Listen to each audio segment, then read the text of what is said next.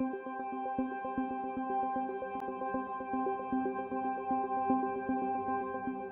well, lovely to be here. I hate to keep you from your supper, so I'll be brief. I've always been a fan of the Wellbeing Economy Alliance. I think of it as one of the most important parts of a world well-being movement, and I think that the world well-being movement has got a huge opportunity these days. So on the international front, we've got the Summit of the Future. You've probably been talking about that. This has got to be about well-being, hasn't it? I mean, it's got phrases in it, building a better future, but why doesn't it say what the future is? Building greater well-being. So anybody who's got any influence, please feed that in. Second thing, which I think is more important, is this. We've got, in 2030, to adopt the next set of goals. We've got to make sure that those goals are about the well-being of the people of the world. They're not about anything else. How do we do this? We inspire people. Now, I have noticed that we have not managed to inspire most people in the world with our ideas about well-being. It's been a sadness to me, but we haven't done it yet. Similarly, the climate change movement failed for years to inspire people. They finally got an idea, net zero. When they got net zero, they fired people up, and the millions around the world, especially young people, are campaigning for one simple concept. Couldn't we have a world campaign to get the objectives of the world to be the sustainable well-being of the people of the world? I think that would be a tremendous thing to fire people up with. But, of course, we have to be clear amongst ourselves what we mean by well-being. Now, I mean something very simple. I mean feeling good about your life. I think that's what we want for ourselves. It's what we want for the people we love. It's what we would like for our fellow citizens. This is a very simple concept, and we have got to keep it simple, because the great God that we are competing against is very simple. We're competing against a simple idea, GDP. We have to offer a very simple idea to replace it, that we want people in the world to feel good about their lives, a sort of measure of it which is workable and has been used for 60 years and more. Life satisfaction, overall, how satisfied are you with your life these days? The top question that the OECD recommend using. Let's unite around this simple concept, and then we'll get away from what we've all experienced. You know, what do you mean by well-being? That's the first thing in any meeting that you ever address, isn't it? We've got to be clear what we mean by it. Now, what we have not got to mean is a multidimensional dashboard. That will never fire anybody up. Nor a set of pillars, capital pillars. That's not going to fire anybody up. We've got to have a single idea. And I really hope that's the main point I want to make this evening. I hope we can have a serious debate about this. If we can't unite around a single idea, we'll not break through on this point. So let's try and unite around the idea of life satisfaction and the idea that we must have a single concept. That's true for campaigning, but it's actually true for clear thought when making policy. And I'm much involved in this at the moment in Britain.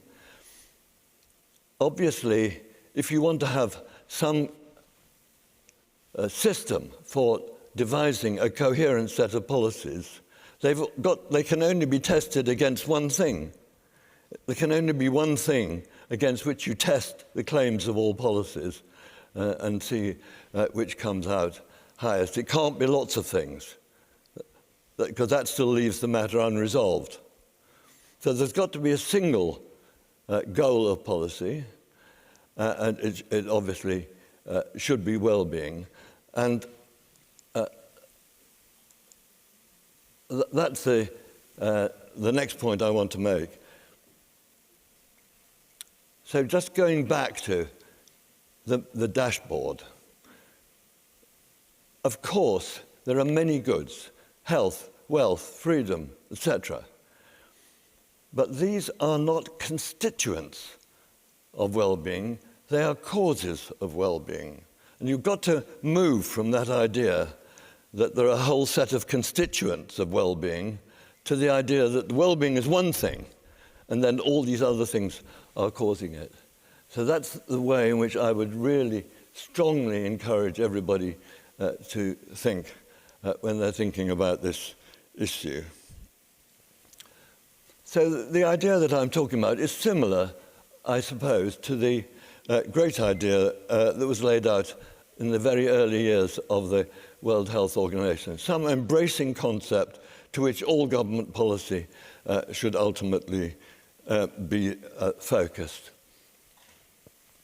So, thinking of the problem of the policymaker, what is the policymaker trying to do? They're trying to maximize the total well-being of the people, certainly on the expenditure side, subject to some budget limit.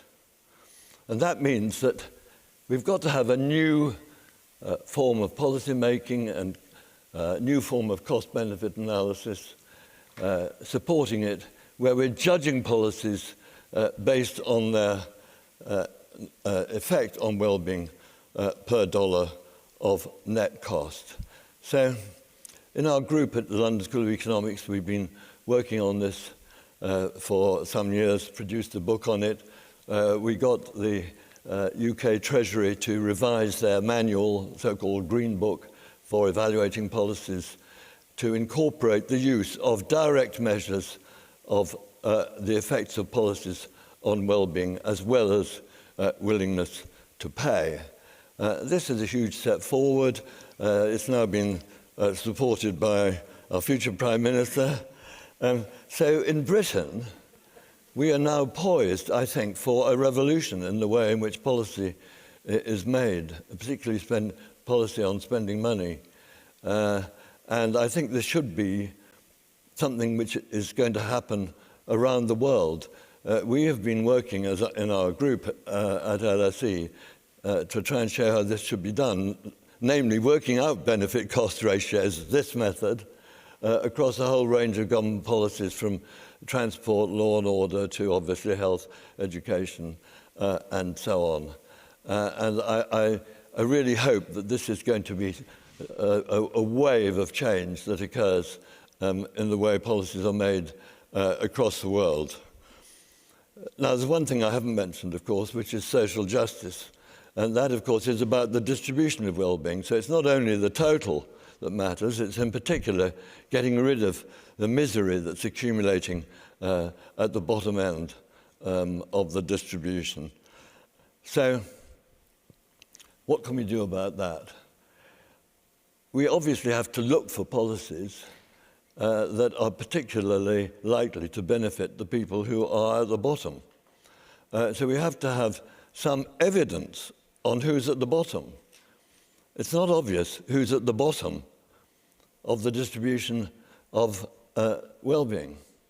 But we can research it, of course, using the life satisfaction measure as the outcome. And here's what we find. This is in Britain, but it's reproduced in 4 or 5 other countries we've studied.